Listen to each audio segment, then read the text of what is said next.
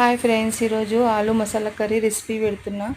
ఆలు masala curry రెసిపీకి oil garam చేసుకొని కరివేపాకు జీలకర్ర ఆవాలు వేసుకొని ఆనియన్ వేసుకొని ఫ్రై కానివ్వాలి. ఆనియన్ ఫ్రై అయిన తర్వాత మనం ఆలు వేసుకోవాలి. ఆలు ఫ్రై అయిన తర్వాత దాంట్లో మనం కారం, జీలకర్ర పౌడర్, పసుపు, ఉప్పు, కొంచెం అంత గరం మసాలా, ధనియా పౌడర్ వేసుకొని మొత్తం మిక్స్ చేసుకోవాలి.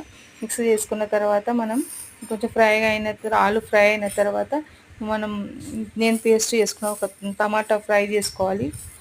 టమాటాలో కొంచెం కొత్తిమీర, కొంచెం అంత నానబెట్టిన కాజు అవన్నీ మిక్సీ పట్టుకొని వేసుకోవాలి. ఆలు కొంచెం బాయిల్ అయిన తర్వాత, ఆయిల్ ఫ్రై అయిన తర్వాత ఇప్పుడు దాంట్లోనే కొంచెం వాటర్ కలిపి దాంట్లోనే వేసుకోవాలి. ఆలు ఫ్రై అయిందనుకో మసాలా కూడా ఆల్రెడీ ఫ్రై చేసింది కనుక తొందరగా అయిపోతుంది.